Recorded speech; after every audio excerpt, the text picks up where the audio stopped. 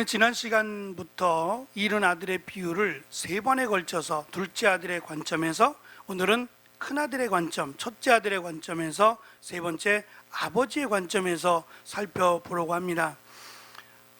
가정에 대한 이야기라 우리가 조금 더 이해하기가 쉬울 것 같아요.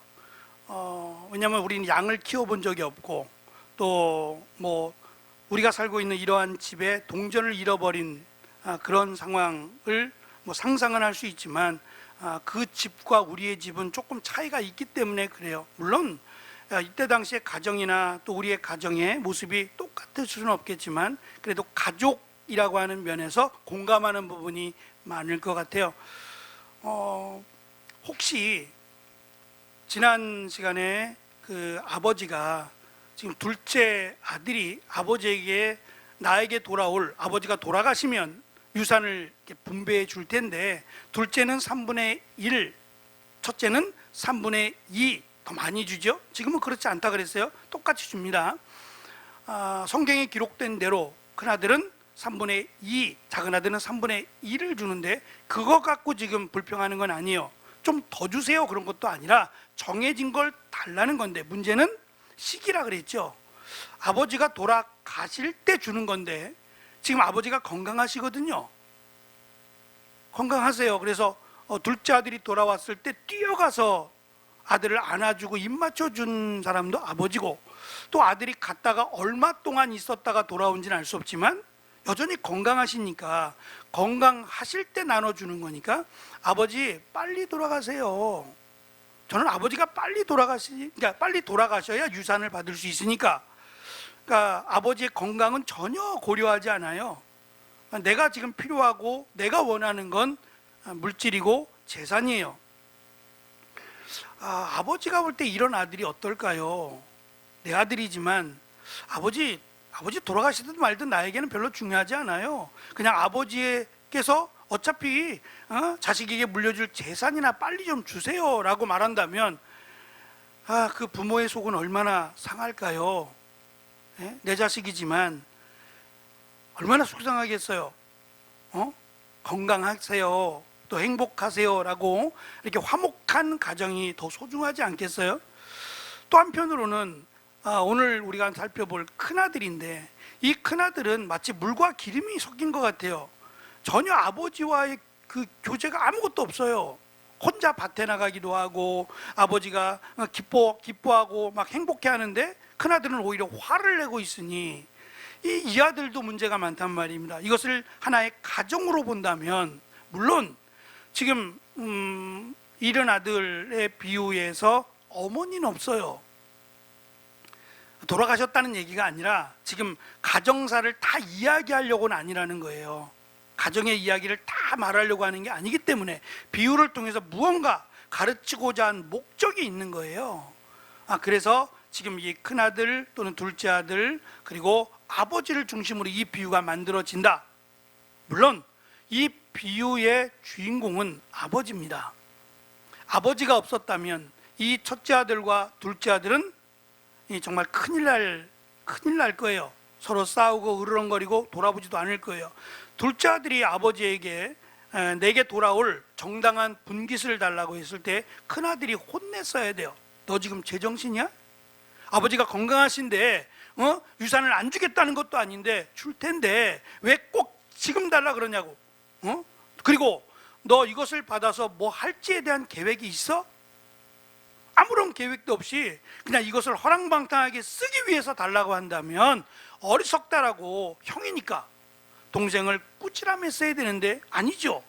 또 동생이 나갔다가 돌아왔을 때, 물론 형은 알지 못했어요. 동생이 돌아왔다는 사실조차 알지 못했고, 1절에 보면, 25절에 보면 풍악과 춤추는 소리를 듣고, 흔하지 않으니까 이게 무슨 잔치가 왜 벌어지지? 잔치가 벌어질 거라면 이미 말씀드린 것처럼 한 달 전에 알려왔어야 돼요. 어느 집에 결혼합니다. 물론 갑자기 누가 돌아가셨다라고 할 때에는 풍악이 울리진 않을 거 아니에요. 그러니까 이건 잔치란 말이에요. 근데 이러한 잔치는 결혼식에서나 볼 수 있는 잔치예요. 그러면 한 달 전에 이미 소식이 들려왔어야 되니까 알 거란 말입니다. 그러니까 이러한 잔치는 갑자기 일어난 잔치니까 이게 도대체 왜? 라고 의아해할 만해요. 나중에 종에게 물어봅니다. 무슨 일이냐고. 우리 집에서 나는 것 같은데, 지금 내가 밭에 있다 보니까 이 잔치의 소리가, 풍악의 소리가 우리 집에서 나는 것 같은데 이게 도대체 어찌된 일이냐라고 물었더니 종은 알고 있어요. 그게 더 이상해요. 왜 아들은 모르고 종은 알고 있냐고요. 잠깐만요, 제가 집에 다녀와서 말씀드릴게요. 그게 아니잖아요. 물어보자마자 종이 바로 대답을 해요. 그건 말이에요. 그러면 이 종이 알고 있다는 사실은 밭에 보통 일찍 나가거든요. 밭에 일찍 나가는데 종이 늦게 왔든지, 그 소식을 알고 나중에 밭에 왔든지, 아니면 밭에 이 첫째 아들과 같이 왔다면 어제 저녁에, 어제 오후에 왔었는데 이 첫째 아들은 그걸 모르는 상태에서, 떨어져 있어서 모르는 상태에서 밭에 나와 있을 수 있어요. 그러니까 아버지에 대한 관심이 전혀 없어요. 제가 그 수요일 날 잠깐 말씀을 드렸어요. 저희 어머니가 지금 80 중반이신데 어르신들이 갖고 있는 그 약간의 질병이 있잖아요. 깜빡깜빡 하시고 또 운동도 잘 안 하시려고 하고 이런 부분들이 있어서 자녀들이 전화를 드려서 말을 걸자는 거예요. 왜냐하면 전화 걸 때마다 오늘이 무슨 요일이야? 요일을 하나도 기억을 못 하세요. 오늘 무슨 요일이야? 꼭 물어보세요. 그러니까 무슨 요일이야? 라고 물어보면 오늘 주일입니다, 오늘 수요일입니다 라고 말씀을 드리지만 내일 또 물어보면 오늘 무슨 요일이야? 또 물어보실 거니까 그게 좀 속상해요. 그래서 운동도 좀 하시고 또 이야기할 사람이 없잖아요. 혼자 계시니까. 그래서 말도 좀 걸어 드리려고 이제 형님이, 저희가 이제 4명이니까 돌아가면서 한 달씩, 뭐 그러지 않아도 전화는 하지만 한 달씩 의무적으로 매일 전화하기, 이 프로그램을 만들어서 돌아가면서 전화를 하라 그랬어요. 저도 생각해 보니까 한 달에 뭐 많이 전화를 안 하는 것 같아요. 너무 죄송하기도 했고, 그래서 이제 저에게 지난 12월 달은 제가 담당해야 될 달이 되었어요. 저녁 8시쯤 전화를 하자라고 했는데 저희는 수요 예배가 8시고 금요일 또 성역 공부가 8시니까 그 전에 한 7시나 6시 반에 전화를 드려야 되니까 알람을 그렇게 맞춰놓고 그 시간에 전화를 드리겠다고 하고 이제 전화를 시작했어요. 한 달 동안 전화를 하면서 내가 너무 무심했구나라고 너무 죄송했어요.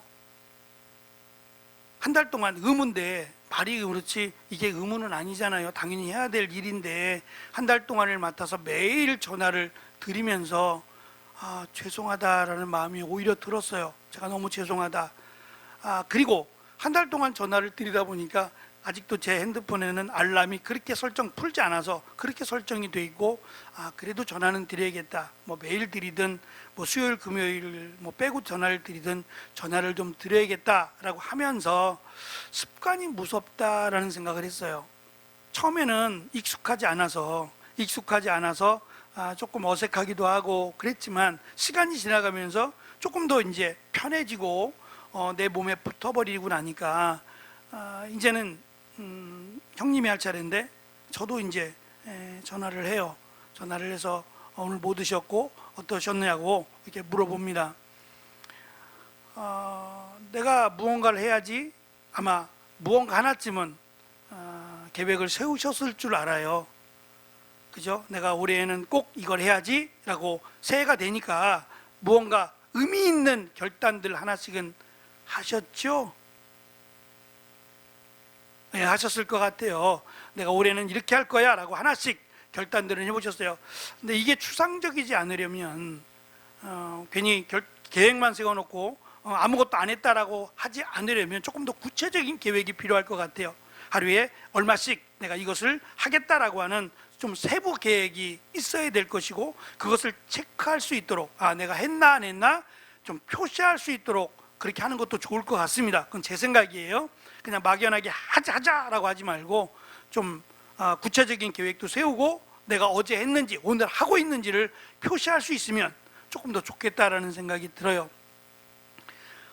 오늘 우리가 지난 시간에 또 오늘 그리고 다음 시간에 살펴볼 한 가정의 이야기는 행복해 보이지 않아요. 저는 이게 행복일까라고 하는 생각을 가졌어요. 왜냐하면 한 가족 안에 살아가고 있으며 전혀 아버지와 교통이 없어요. 둘째 아들은 어떻게 하면 나갈까를 생각하고 어떻게 하면 아버지로부터 돈을 받을까만 생각한다면, 그리고 첫째 아들은 아버지와 함께 있는데 전혀 아버지와 기뻐하지 않아요. 그리고 아버지가 좋아하는 것을 하지 않아요. 이게 정상적인 가정일까라고 생각해 본다면, 만약에 정상적인 가정이 되려면 아버지를 중심으로 아버지와 함께 있는 것이 행복하고 아버지와 함께 기뻐하고 즐거워하는 것이 진정한 가족의 기쁨, 가족의 모습이어야 생각합니다. 그렇다면 이 아버지는 지난 시간에 말씀드린 대로 하나님을 상징하는 거고요, 첫째 아들은 먼저라고 소개하고 있는 먼저 된 자라고 하는 유대인들 중에 특별히 종교 지도자들, 랍비들, 바리새인들 또는 부자들, 이러한 사람들을 상징하고 있고, 둘째 아들은 이방인이나 또는 죄인이나 병자들이나 이러한 사람들을 지금 둘째 아들로 설명하고 있단 말이에요. 기가 막힌 것은 하나님을 중심으로 이 이방인, 죄인, 이들을 아들이라고 연결한다는 점이에요. 그래서 27절에 보면 종이 뭐라 그러냐면, 이게 무슨 소리냐, 무슨 잔치가 왜 갑자기 일어나느냐라고 종에게 물으니 종이 이렇게 말을 해요. 당신의 동생이, 그러니까 지금 거지같이 돌아왔지만, 집을 나갔다가 소식도 없다가 돌아왔지만, 그래서 나를 종의 하나로 삼아 달라고 이야기하지만 당신의 동생이라는 거예요. 32절도 보면 아버지가 말합니다. 내 동생은 이라고 말해요. 끊을래야 끊을 수 없는 관계가 혈연 관계예요. 그렇죠? 다른 사람은 몰라도 형제들과의 관계는 아무리 형제가 동생이 잘못했다고 할지라도 안아주고 품어줄 수 있는 사람이 형이에요. 부모님은 말할 것 없지요. 그런데 이 관계가 이미 허물어져 버렸어요. 뗄래야 뗄 수 없는 강이 만들어져 버렸어요. 그래서 유대인들은 이방인들을 죄인이라고 여겼고 그들과 함께 하기를, 그래서 심지어는 그들을 쳐다보지도 않고 그들과 말도 하지 않으려고 했어요. 그런데 하나님은 그 이방인이라고, 죄인이라고 여겨지는 그들을 형제로 묶어버렸다는 거예요. 유대인들이나 이방인들이나 죄인들까지 다 하나로 묶어서 하나님의 자녀로 만들어버렸다는 거예요. 이게 얼마나 큰 은혜예요. 근데 이 큰 은혜를 받았음에도 불구하고 이 둘째 아들은 생각하기를 어떻게 하면 아버지로부터 축복만 받을까, 아버지로부터 떨어져 살까, 이것만을 생각하고 있다면 이게 얼마나 어리석은 생각이냐 말이에요. 내가 받은 은혜는 생각하지 않고 여전히 내 방식대로, 내 고집대로 살아간다면 성경은 말합니다. 그는 결국 멸망할 것이라는 거예요. 답을 주는 겁니다. 하나님과 멀어져 살아간다면 그 사람은 세상 속에서 멸망과 심판을 받을 것이다. 답을 주는 거예요. 이 사건을 통해서 가르쳐 주는 겁니다. 결코 하나님을 떠나가지 말라고요. 떠났다면, 지금 내가 떠나 있다면 반드시 돌아와라. 돌아오면 회복이 될 것이고 아버지와 함께 기뻐하며 즐거워할 것이다 라고 하는 답을 우리에게 안겨줬습니다. 저는 사실 더 큰 문제는 큰아들이라고 생각해요. 유대인들은 하나님이 우리만의 하나님이라고 생각했어요. 이스라엘의 하나님, 그래서 우리가 잘못해도 괜찮아 라고 생각했어요. 우리가 몇 년 전에 요나서를 살펴봤습니다. 짧습니다. 그 요나서에서 요나는 선지자입니다.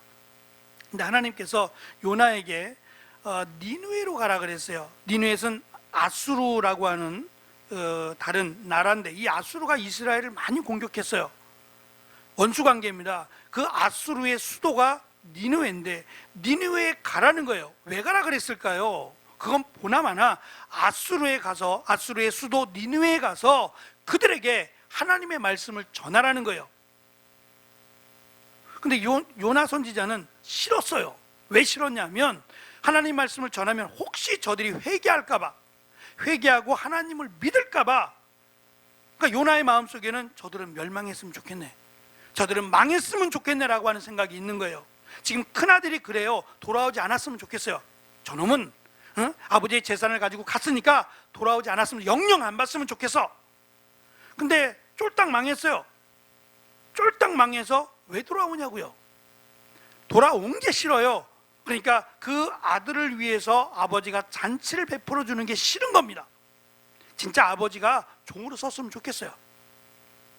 자기 동생이긴 한데 종으로 나도 부려먹고 종으로 아예 해도, 왜냐하면 챙길 거 다 챙겼잖아요. 이제 아버지와의 관계가 끝난 거 아니에요? 근데 아버지는 아들이 오자마자 혹시라도 누가 이 아들을 종으로 볼까봐 손에다가 신분을 상징하는 반지예요. 그 반지에는 뭐 어떤 문양이나 이름이 새겨져 있을 거예요. 이미 팔아버렸어요. 이거 아들은 이거 다 팔아버렸단 말이에요. 근데 언제 아버지가 준비하고 계셨는지 그 반지를 껴주고, 더러워 죽겠는데 옷도 더럽고 냄새가 나는 그 아들을 안아주고 입을 맞춰줍니다. 그리고 빨리 서둘러서 아들의 옷을 입히고 신발을 신기라고 말을 할 정도예요. 그게 화난 거예요. 그게 화난 거예요. 근데요, 만약에 큰아들이 그랬다면, 큰아들이 아버지를 버리고 떠나서 둘째 아들처럼 그렇게 되었다면 아버지는 어떻게 했을까요? 한번 우리가 생각해 보자고요. 우리가 지금 큰아들이 있는데, 큰아들이 지금, 둘째 아들은 성경엔 둘째 아들이 그렇게 된 대로 나오지만, 만약에 큰아들이 그랬다면 아버지는 어떻게 했을까요? 똑같지 않았을까요? 큰아들이었어도 아버지는 큰아들을 안아주고 용서해주고 사랑하고 하지 않았을까요? 왜? 아들이니까요. 그런데 아들은, 첫째 아들은 동생인 둘째 아들을 이해할 수 없어요. 싫어하고 미워합니다. 그것을 중간에서 아버지가 그들을 붙들어 주는 겁니다. 너희들은 형제라고. 얘는 비록 내 재산을 가지고 탕진해서 거지와 같이 살았고, 큰아들이 말한 것처럼 창기들과 함께 삼켜버렸다고 할지라도 아들인 것은 변하지 않는다는 거예요. 그렇기 때문에 아버지에게 돌아온 것이, 나에게 돌아온 것이 너무 기쁘다. 그러니 이 기쁨에 너도 함께 참여했으면 좋겠다라고 아들에게 가르쳐 주고 있는 겁니다. 지난 시간에 말씀드린 것처럼 이 비유는 결말이 없습니다. 결말이 없다는 얘기는 둘째 아들이 또 나갔는지, 또 나갈 수 있잖아요. 또 나갔는지 여지를 남겨둡니다. 또 큰아들은 아버지가 잔치를 베풀었어요. 아버지는 나에게 양 한 마리 안 주더니 얘에게는 돌아오니까 살찐 송아지를 잡아가지고 이 잔치를 벌입니까? 송아지가 훨씬 비싼데요. 나에게는 양 한 마리 주고서 친구들과 함께 잔치해라 라고도 말 한마디 안 드니 둘째 아들이 다 버리고 탕진하고 돌아오니 아버지가 이 송아지를 잡아서 잔치를 베풀어 줍니까? 라고 아버지에게 불만을 표시하는 거예요.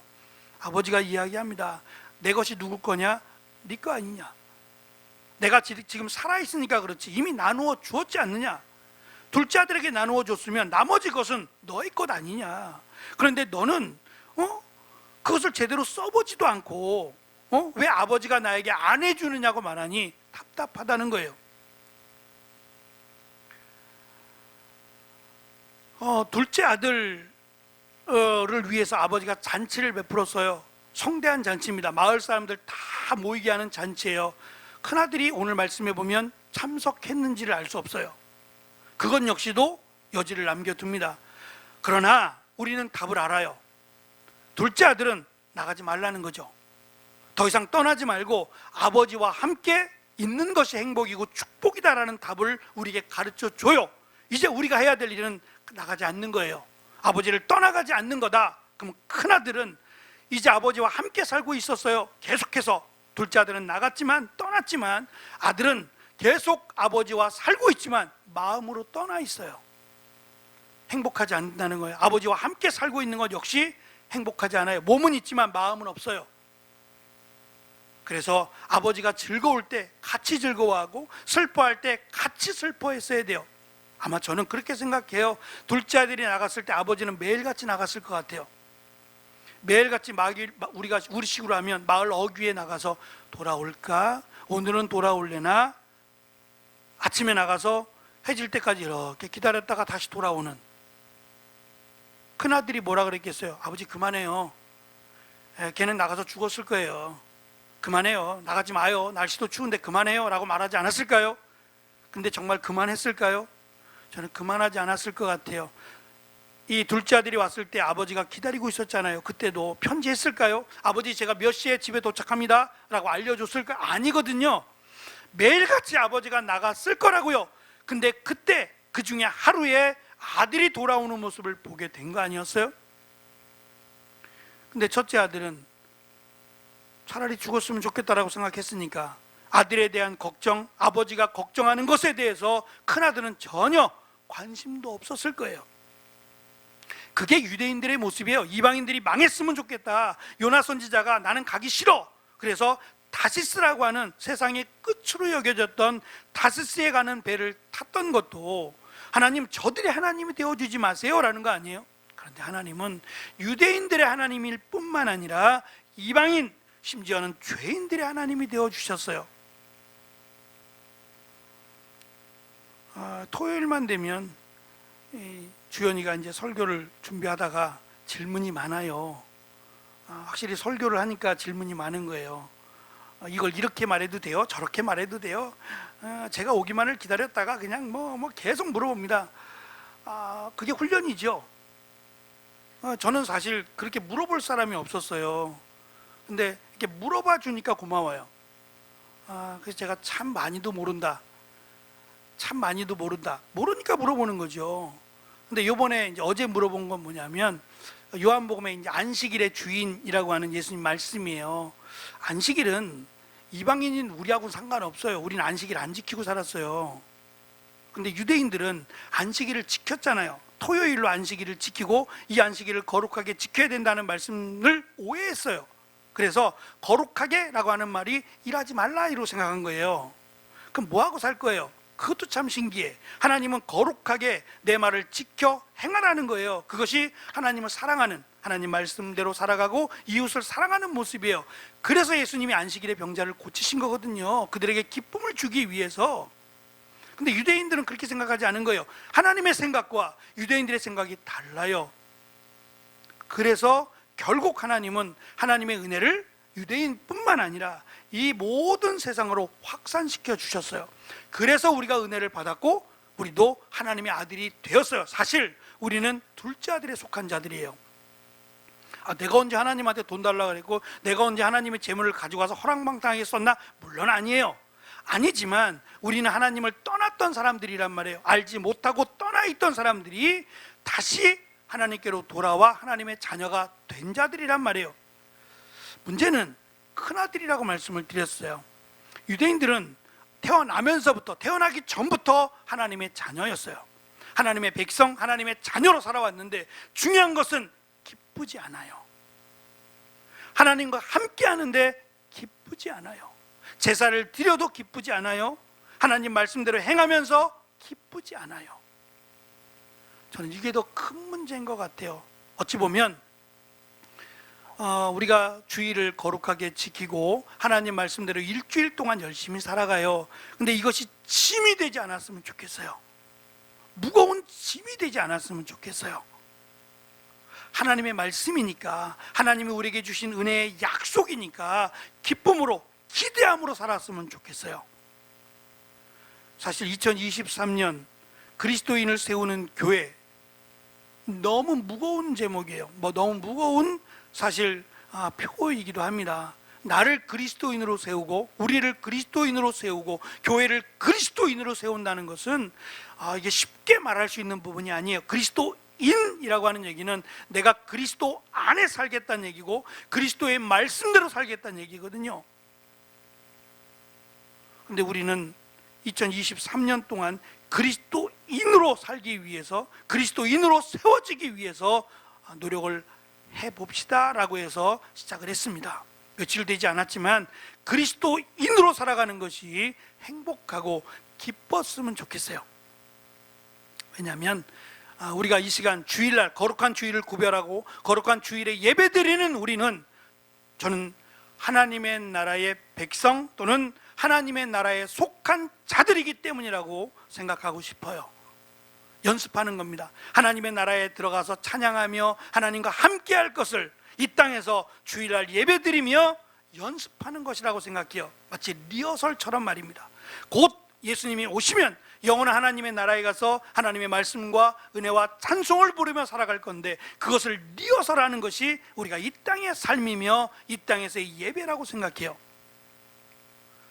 제 간절한 바람은 2023년 뿐만 아니라 주일날이 기다려졌으면 좋겠어요.